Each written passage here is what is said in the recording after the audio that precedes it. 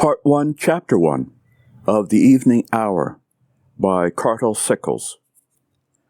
Cole double-locked the trailer door behind him, then stood on the top rickety step for a moment, still waking up, gunmetal sky with the faintest hint of light rippling at the edges. There was a tight chill in the air on this early April morning, and he shuddered, rubbing his bare arms. The air smelled like sulfur and scorched earth. He started his pickup, let it warm up a minute. He just bought the Chevy off his twin cousins. Piece of shit. Busted taillight, a rusted-out hole in the floor of the passenger side that he covered with cardboard so that dust and gravel didn't shoot up into the cab. Instead of heading out, he drove up to his grandparents. Blazing yellow squares, beckoning him. He knew his grandmother would be up. She didn't sleep much. Cole was the same way. He saw her looking out the kitchen window, her pale, moony face always worried. The house was warm and smelled like frying bacon. Cole wiped his feet on the welcome mat and tightened the drawstring waist of his scrubs, which were too big for him, the cuffs spilling over his black high tops.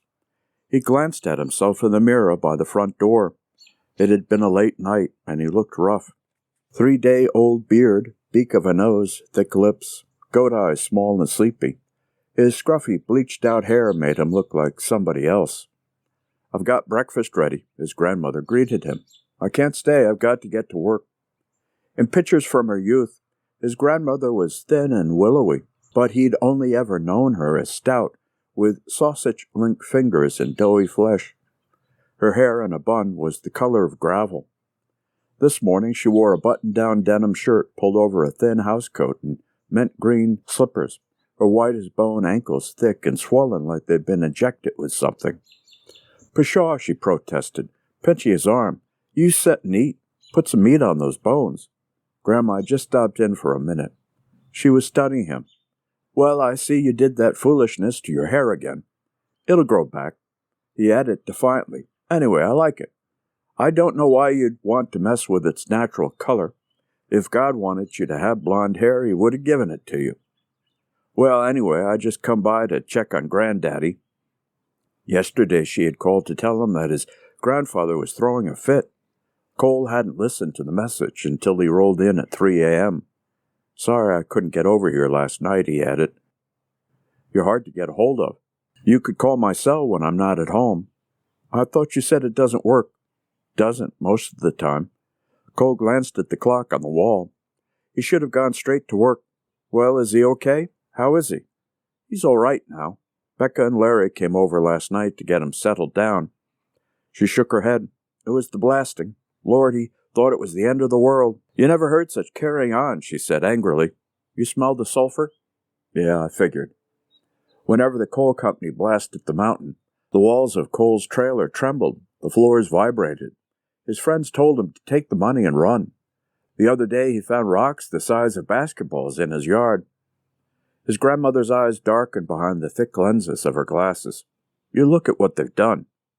He followed her through the sparsely decorated house.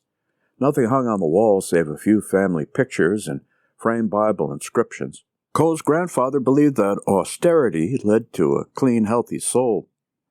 In the hallway she pointed out the jagged cracks. "Maybe I can patch that up," Cole said. "You can't patch nothing up. It's not just the walls. They done ruined the foundation. This house is sinking." His grandmother logged the time and details of every blast in the legal pad, the chart now a dozen pages long. This seemed to give her some kind of satisfaction and hope, even if it was a waste of time, just like all the calls she made to government agencies. Cole traced the cracks in the wall. They ran up from the floor, broke off, then spread near the ceiling, splintered and spidery, like the lines in his own hands. "It's nothing that can't be fixed," he said.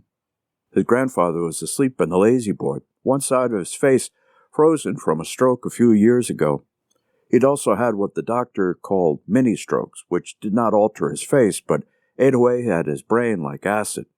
Every day he said fewer words. Dementia, similar to Alzheimer's, said the slick doctor in Charleston, who would not look Cole or his grandmother in the eyes. "When you look at him sleeping like that, he almost looks gentle, don't he?" Cole agreed that he did, and touched his grandfather's cool, waxy brow. but he did not stir, breathing in kitten-like breaths. His thin hair lay in streaks as if painted on. On the stand next to his chair was the King James with its cracked spine, delicate pages. His grandfather no longer read, but sometimes he still opened the Bible and stared at it. He used to quiz Cole on Bible verses. It was the only thing his granddaddy wanted him to learn. Fortunately, Cole was good at memorizing. The verses stayed with him, even now. But he wasn't so gentle yesterday, his grandmother added. The fits were getting worse. A couple of weeks ago, after a blast went off, he had hurled pots and pans, flipped over furniture. His grandmother had locked herself in the bathroom and called Cole at work. By the time he arrived, the old man was curled up under the kitchen table, shaking like a dog. "I wish you'd take him off that waiting list," Cole said. "If he goes into the nursing home, it'll be the end of him. You'll be there with him. You'll take care of him. He can't go in there." She looked away. "Come on and get a bite to eat." "I gotta go," he said. "Lisa, let me make you a plate." Cole followed her into the kitchen. She filled a plate with strips of bacon, scrambled eggs, and biscuits, and poured coffee into a thermos. It was black and steaming. Cole's granddaddy didn't even drink coffee. That's how pure he was. She handed him the plate, covered in tinfoil, and he thanked her. But before he could head out the door, she stopped him. "Rebecca and me talked last night. She wants me to move in with her and Larry." She took off her glasses and cleaned the lenses on her shirt tail. "It's something I've got to consider." He tried to read her expression. About a year ago, when he had asked if she wanted to take the coal company's latest offer, she said, "There's nowhere else that is home." He wasn't surprised about his Aunt Rebecca. All three of his aunts had been talking to him about it, but he stood behind his grandmother. Now he said, "You're backing out." "I ain't," she snapped, then softer. "But things are changing. I got a bad feeling about the land. I've been having dreams." Cole gulped the coffee, burning his mouth.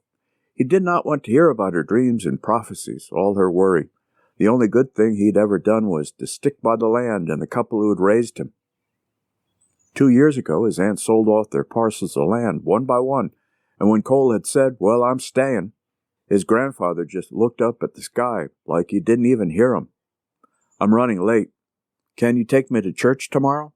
He shook his head. "I can't." "Well, come out for dinner," she said. "You can bring that girl if you like." "I'm working." "You know what your granddaddy would say about that, working on Sunday." Cole backed out of the driveway, the thermos of coffee resting between his legs.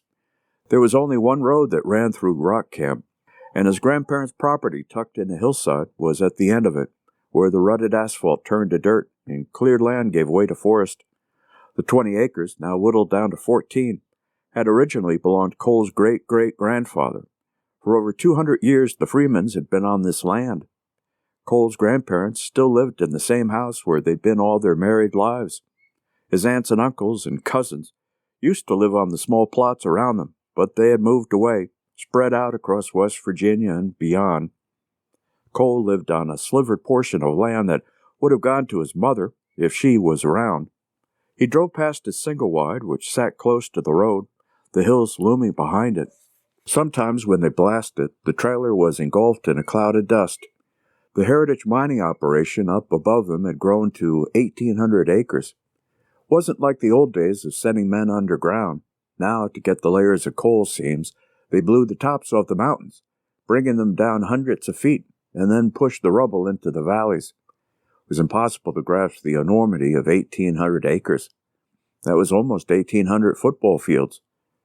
He'd never seen the site. It was guarded and blocked off, and from here it looked as if the mountain was still standing.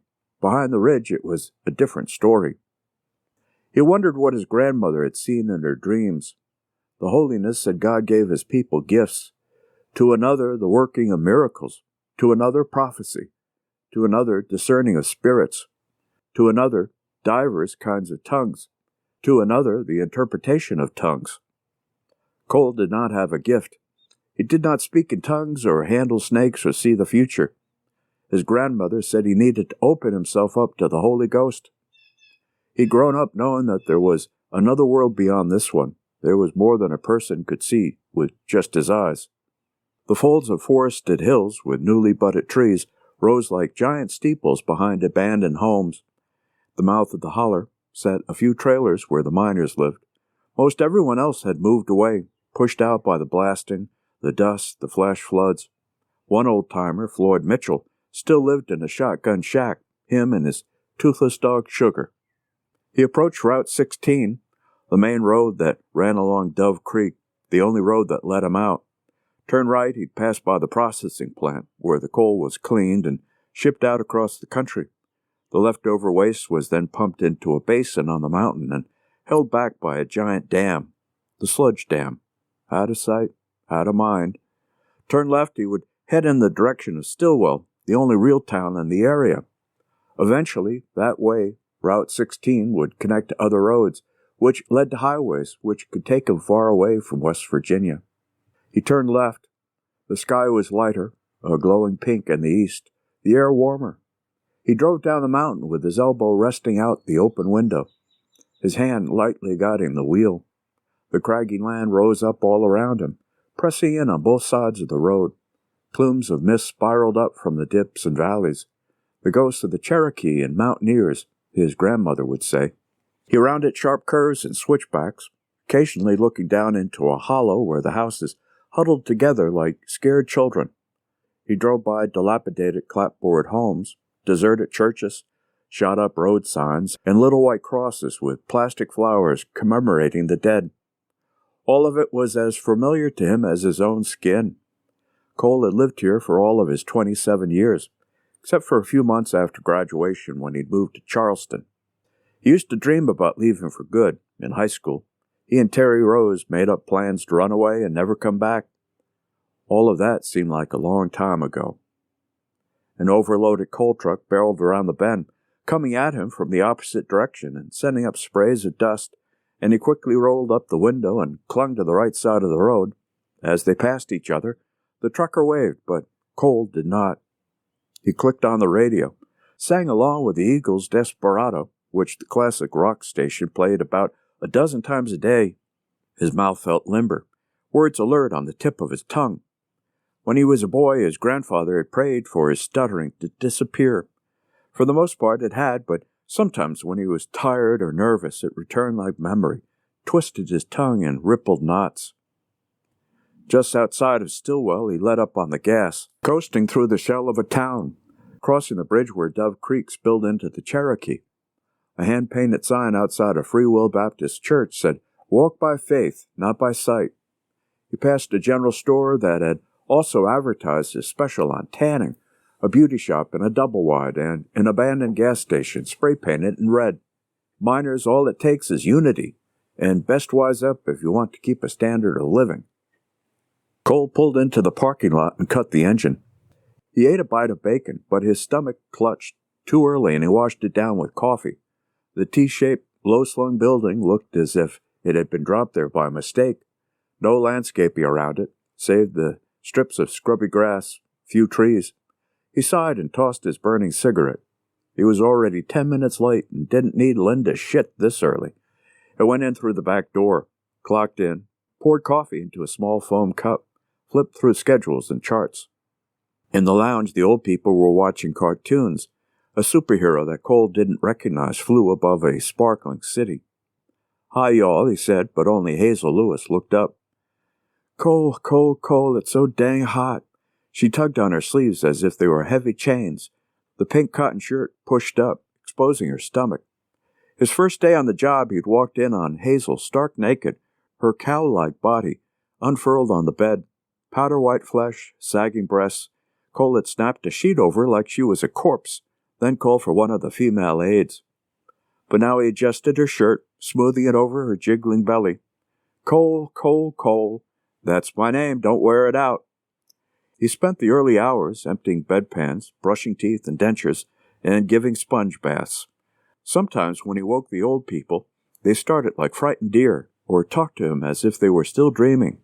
Others, wide awake, demanded sweet rolls and coffee. He helped two ladies into the cafeteria, which smelled like eggs and lemon disinfectant, and then loaded trays onto the breakfast cart. He would like to sit and talk with a few of his favorite residents, but there was little time for breaks. He needed a smoke, but he kept moving. In the hallway, Linda stopped him. You need to get to room 10. Fletcher, the new guy, he hasn't eaten yet. I'm going, he said. Linda was the head nurse. She had been working at the home for 15 years and couldn't wait until she retired. She was a large woman, taller than Cole, with wrestler arms and wide shoulders. She always looked angry. We'll get on it, she snapped. Ellen, a new nurse on staff, was watching, and when Cole rolled his eyes, she smiled. He stopped the cart in front of her. Ellen was his age. She was upbeat and gentle, and had learned all of the residents' names within a couple of days. Pretty, a little chubby, chin-length red hair, gray-blue eyes, and enormous tits. She wore pink scrubs printed with teddy bears. What's going on? The usual bullshit. You staying out of trouble, Cole? Trying to. I'll just bet you are, she said, laughing. He grinned, watched her go. Unlike the aides, the nurses were respected. They dispensed meds, drew blood, and gave orders. They did not change diapers or clean up vomit. Cole would like to be a nurse, but a nursing degree required at least 2 years of schooling, and the nearest program was 100 miles away. Even if it were closer, he knew he would go. Larry Potts was parked in a wheelchair, twiddling his thumbs. He had thick, meaty hands, but his thumbs twirled like little jewelry box ballerinas. Scenes like this still managed to stop Cole in his tracks. He put his hands over Larry's, felt his thumbs buzz against his palms like insect wings. Larry used to work the deep mines, crawling around on his hands and knees in the dark. It's okay, Larry, he said, wheeling him into the cafeteria. The new resident, Warren Fletcher, with gleaming bald head and tongue lolling, looked like a wrinkled baby. He'd arrived yesterday. A bed had opened up after Raymond Willis died on the way to the hospital. There was a long waiting list. When the old people were brought in, most of the time, they never went back home. Hey there, Cole said loudly. Warren opened his eyes, startled. Cole spent much of his day shouting, so even when he was not at work, he occasionally caught himself talking to people as if they were half deaf. Warren pulled his tongue back in his mouth like a lizard. What's your name, son? I'm Cole. Who's your people? Freeman's up in Rock Camp. My granddaddy is Preacher Clyde Freeman. Warren didn't say if he knew his family or not. His hands were shaking too badly to hold the spoon, so Cole sat beside him and fed him the lukewarm oatmeal, dabbing at the corners of his mouth with a paper napkin. After a few bites, the old man's eyes closed, and Cole pulled the blanket up to his chin and watched him. He looked harmless and near dead, hollowed out by too many years. As Warren slept, Cole peeked out into the hall. Nobody was coming. He closed the door part way, then he opened each dresser drawer, sifting through neatly folded underwear, T-shirts, dress pants, and plaid shirts, all of which Warren would never wear again. This is what he found. Silver wristwatch, ticking, which he slipped in his shirt pocket. Worn brown leather wallet with $20, a driver's license, and a faded picture of a woman, all of which he put back intact. In the bottom drawer, under a stack of threadbare undershirts, a knotted hunting sock. Bingo! He untied the thick knots and pulled out a roll of 50s. He stared at the money for a second, then returned it to the sock. 2 aides walked by. Cole froze in the shadows. He waited until their voices died out. Then he tucked the sock under the waistband of his jockeys and wheeled the breakfast cart out of the room. As he drove around the county, his headlights reflected on the scarred places where trees had been cleared for mining, like giant razor gashes across the land.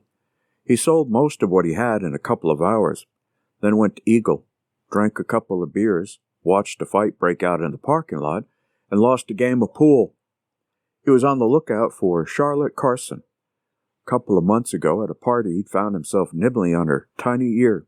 Ooh, I like that, she said. When she didn't show, he drove to her place in Pineyville. The Carson family had been smart and sold their land early on to the coal company when the offer was still good. Charlotte lived with her 3 older brothers, large, slow-eyed, dim-witted boys with reputations for short tempers and heavy fists.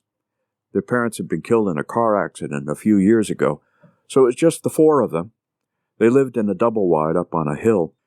Although they talked about building a house, all they had done so far was dig a pit for the foundation, which was filled with rainwater.